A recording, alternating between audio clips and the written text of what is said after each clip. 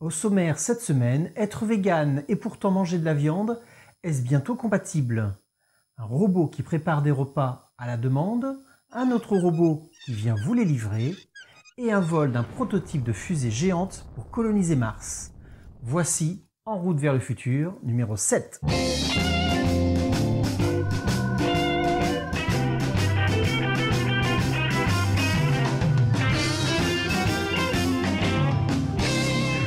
Bonjour, je m'appelle Frédéric Boidron et si vous désirez découvrir le monde de demain avant tout le monde, bienvenue sur cette chaîne. Tous les lundis matins à 9 h, je vous offre votre veille sur les nouvelles techno, sur un plateau.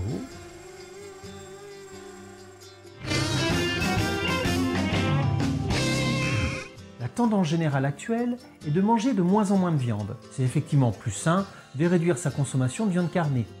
Mais la raison principale, c'est quand même de réduire la souffrance animale et de réduire les effets de l'agriculture intensive sur l'environnement. Même si la plupart des personnes végétariennes n'ont plus aucun attrait pour la viande, pour d'autres, le manque de viande peut poser un problème de dépendance à combler ou des manques dans des produits de substitution d'origine végétale. Cela peut conduire pour eux à un retour à la consommation de viande, accompagné d'un sentiment d'échec ou de culpabilité. Et si c'était possible de consommer de la viande, je dis bien de la vraie viande, sans avoir à tuer un seul animal. C'est le principe de la viande de synthèse. C'est dégoûtant! Mais c'est normal de réagir comme ça. Mais je vais vous expliquer le principe. Finalement, c'est peut-être plus naturel que la production de la viande actuelle. On va prendre un élément témoin. Prenons un extraterrestre, voilà, ici, tout à fait commun, provenant de la planète Melmac. Comme vous le savez peut-être déjà, les Melmaciens sont très friands de viande de chat. Or, lorsque l'un de ceux-ci vient sur Terre, on lui en interdit la consommation. Car notre culture protège cet animal, le chat, pas trop y toucher.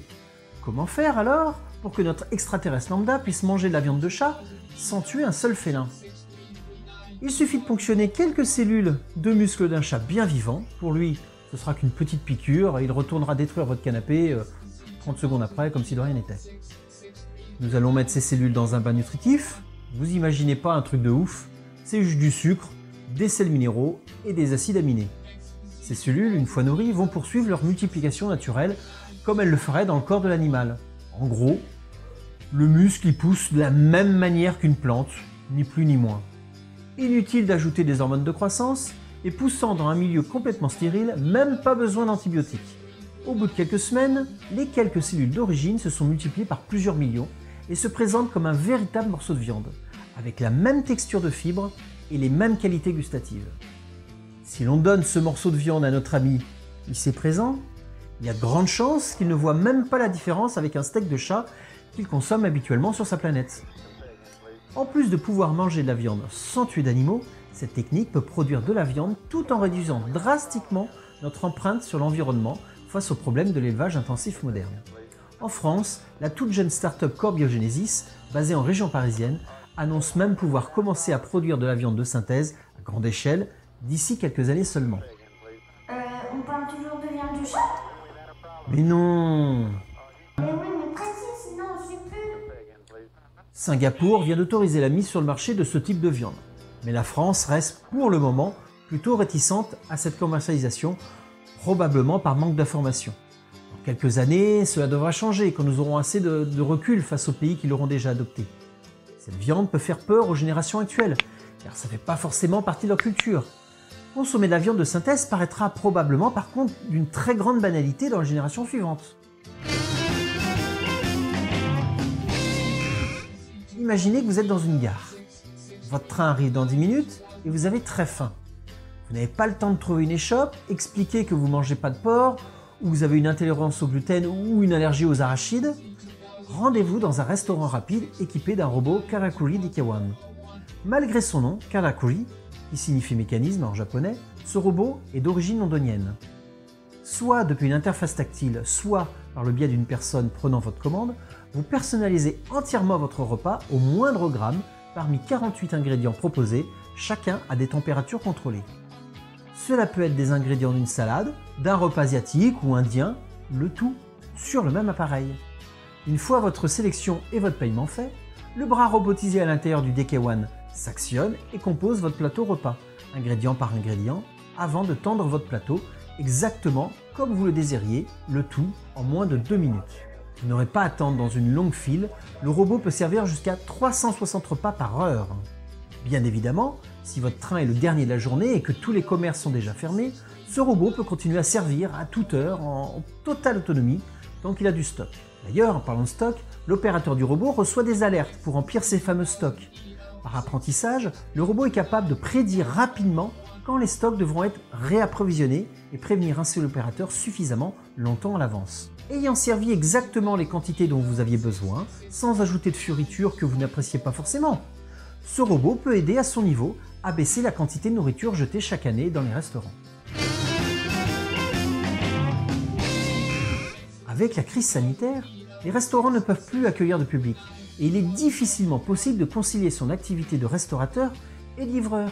Surtout si les livraisons ne sont pas regroupées et qu'il faut parcourir un grand nombre de kilomètres pour servir client après client.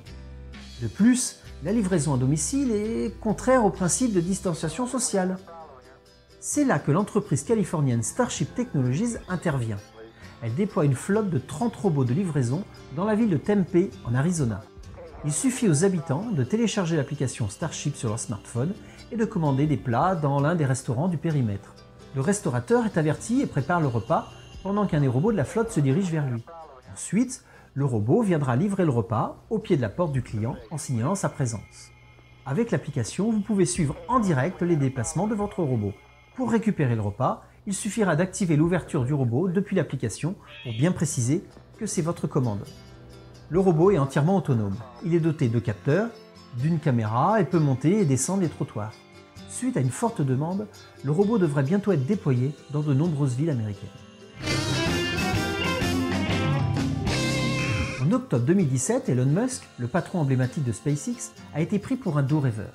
Certes, il avait réussi 2 ans plus tôt à démontrer que sa société était capable de faire atterrir le premier étage d'une fusée qu'il avait envoyée dans l'espace pour ensuite la réutiliser, ce qui pourtant avait été jugé déjà à l'époque impossible par la profession. Mais là, il annonce un projet digne de film de science-fiction, peu crédible pour les technologies actuelles. En 2017, il annonce le projet BFR, qui signifie Big Fucking Rocket. Et ça veut dire quoi? Tu demanderas à ton papa, hein? Alors que les navettes spatiales américaines n'arrivaient à embarquer que 7 passagers au maximum pour un vol en orbite, son projet parle de 100 passagers en direction de Mars dès 2024. Je rappelle que nous étions en 2017, soit 7 ans avant la date butoir. Et je rappelle également que l'Agence spatiale nationale américaine, la NASA, n'a plus envoyé d'astronautes sur la Lune, ni même au-delà de l'orbite basse, depuis 1972, il y a quand même 48 ans. Son annonce fait l'effet d'une bombe et enflamme les passionnés de technologie spatiale. Mais par contre, l'ensemble de la profession et les spécialistes pensent que c'est un simple effet d'annonce, pour de la com, rien de plus. D'ailleurs, les constructeurs concurrents n'en prennent même pas cas.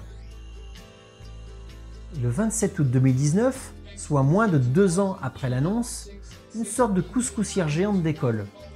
Elle fait un vol stationnaire à 200 mètres du sol, puis atterrit sur une cible à quelques centaines de mètres plus loin. C'était le premier prototype de la BFR qui venait de décoller.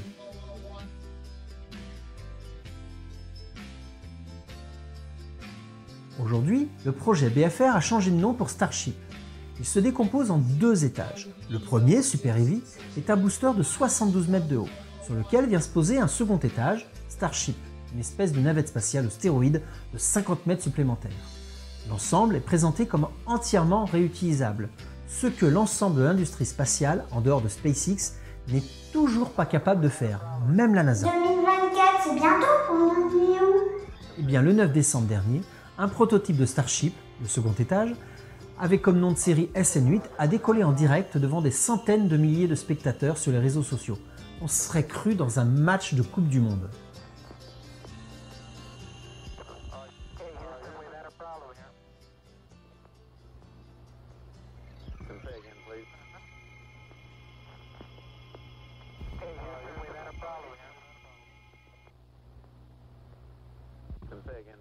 La fusée géante est montée droit à 12 500 mètres, comme prévu, et est restée en mode stationnaire quelques instants, puis s'est couchée sur son flanc afin de planer avec des petites ailettes situées à l'avant et à l'arrière.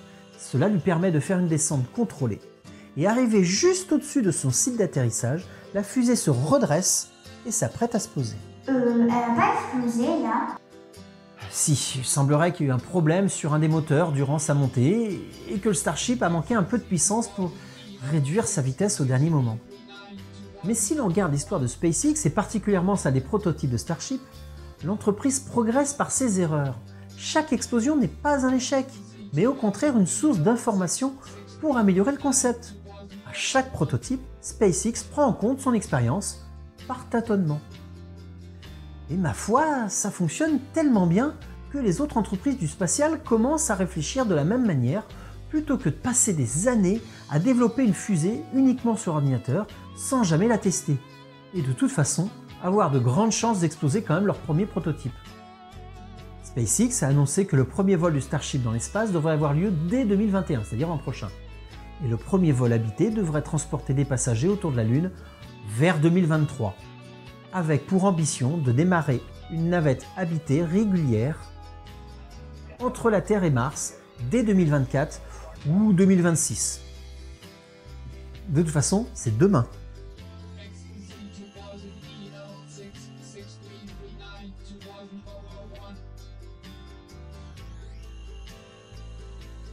Si vous avez aimé cette vidéo, merci de me mettre un petit pouce bleu ici. Ça contribuera à faire connaître la chaîne aux algorithmes de YouTube. Si vous avez une question ou si vous avez un commentaire à faire sur l'actualité de cette semaine, n'hésitez pas et je me ferai un plaisir de vous répondre moi-même. Si ce n'est pas déjà fait, abonnez-vous pour ne pas rater les prochaines chroniques. Allez, ciao les humanoïdes!